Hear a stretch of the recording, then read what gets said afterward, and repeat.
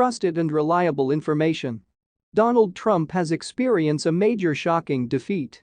Before I continue, if you are new to my channel, I encourage you to click the subscription button and turn on the notification bell so that you will always be the first to get the latest information.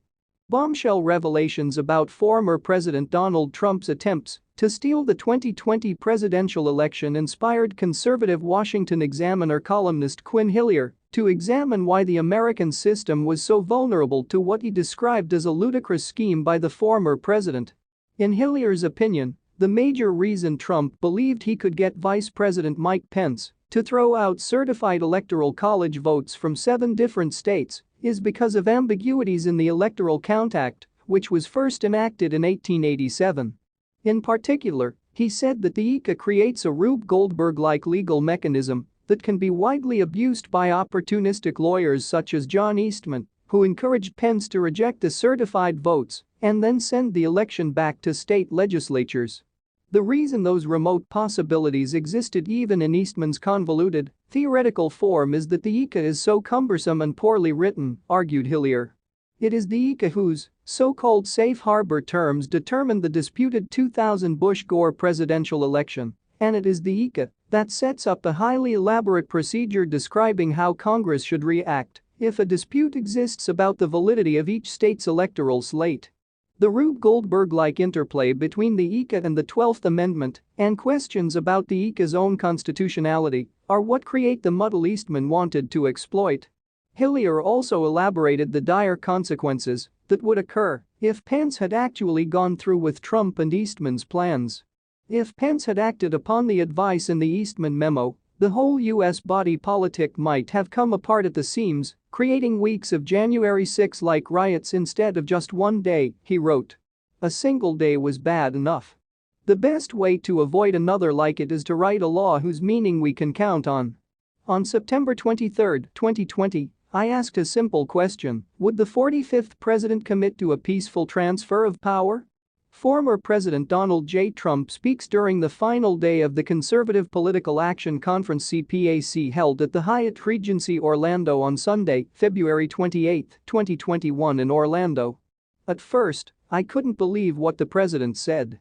My question was quite simple, and I anticipated a simple answer.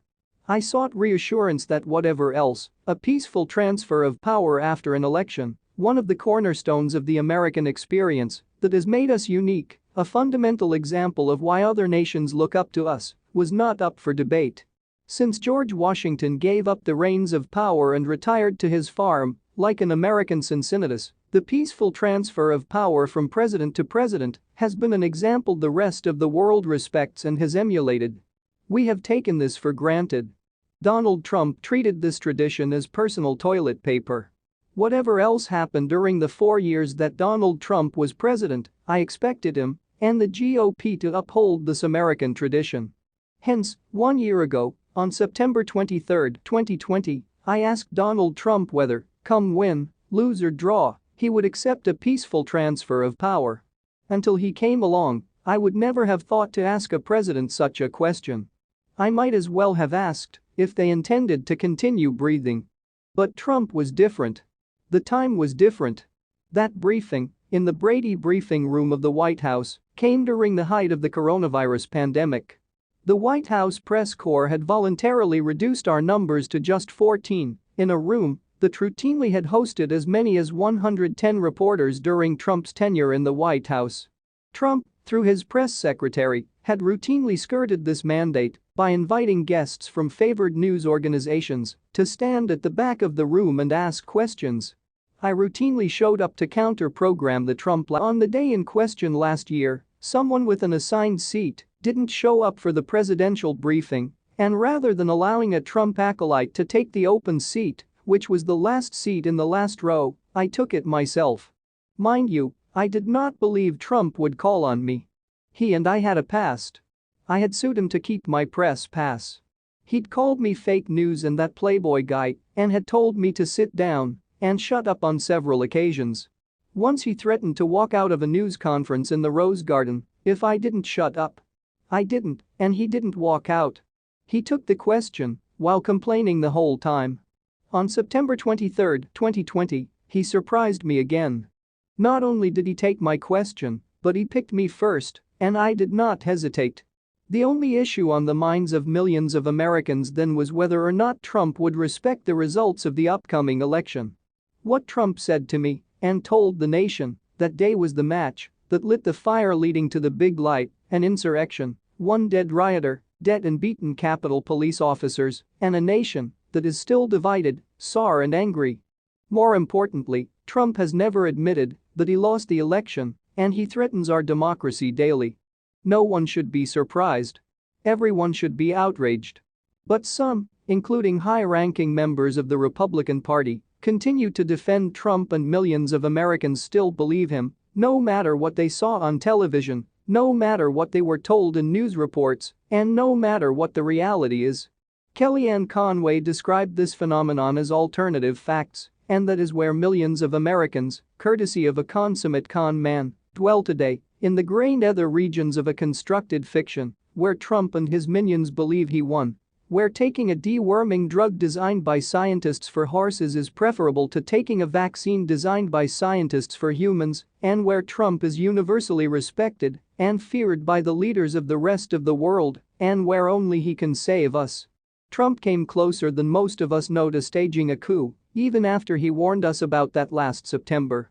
Recent news reports and a new book by Bob Woodward and Robert Costa highlight a six-point plan for Vice President Mike Pence to overturn the 2020 election results. Other news reports showed that Trump and his team knew shortly after the election that there was no basis for challenging its results, and that Senator Lindsey Graham apparently thought the arguments proposed to challenge the election results amounted to the logic of a third grader. Still, they lied to us. Now we know what Trump meant when I asked him last year if he would commit to a peaceful transfer of power after the election. This is what he said: "We're going to have to see what happens. I've been complaining very strongly about the ballots, and the ballots are a disaster. Get rid of the ballots, and there won't be a transfer. Frankly, there'll be a continuation. The ballots are out of control." "You know it." "No, I don't," I replied. Trump's traitorous, convoluted and muddy thinking, his flash over substance, his obfuscation of facts and his total disregard for the truth and decency was horrifying then and has largely overwhelmed American politics now. There are those so convinced that Trump got screwed in the 2020 election that they'll defend the treasonous actions of the insurrectionists on January 6, while at the same time denying that Trump whipped them into a frenzy or that they were in a frenzy at all.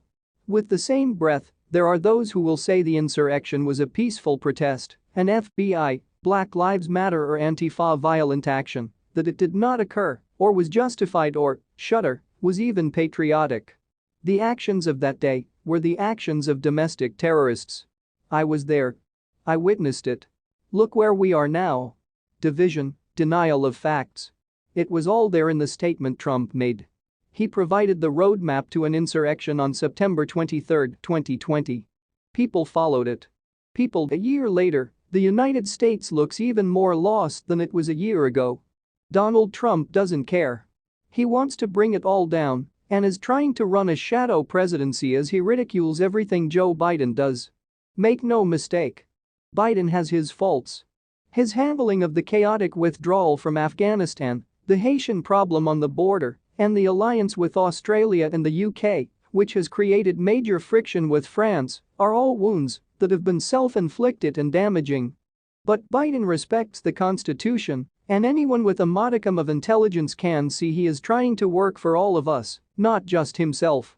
He has rallied to get Congress and the country to unify, working hard to get a bipartisan infrastructure package passed and constantly urging Americans to come together as he pushes hard for voting rights and increased taxes on the rich. Trump never did that and never could. A year after he fanned the flame of insurrection in a White House briefing, we can clearly see the consequences of those actions. The threat of a coup was real, spurred by Trump's disregard for truth, an obsession with being branded a loser, and a narcissistic view of the universe that boils down to this: for Donald Trump, we don't matter. Only his own desires matter. As Kurt Bardella wrote recently in USA Today, we cannot let our guard down. Today's GOP has patterned itself after extreme and radical factions. Despots who are intent on normalizing violence to achieve their political objectives. These actions in the GOP are rooted in Donald Trump's words. After he became president, Trump found levers to pull that sated his twisted needs for self-glory and adulation. He is addicted to that. His putrid, warped sense of self cannot permit him to let go, and he continues to try and pull us down into the toilet with him. In the 1993 Western Tombstone, Doc Holliday is asked what makes a man like Johnny Ringo, the film's villain. "A man like Ringo has got a great big hole right in the middle of him," he says. "He can never kill enough, or steal enough, or inflict enough pain to ever fill it." Like Johnny Ringo, Donald Trump seeks revenge for being born. A year after he told us, in response to my question about the election, how he would bend reality to suit his needs, he still tries. Since he has had some success in retaining his base, and more importantly for him, in raising money, there are other Republicans following his act. United we stand. Divided we fall. Trump is the king of division. For the rest of us to stand, he must fall. He must be prosecuted. He must be culled from the body politic. Only then can we possibly hope to address Trumpism. Trump showed us his hand a year ago. Time is long overdue to show him the back of ours.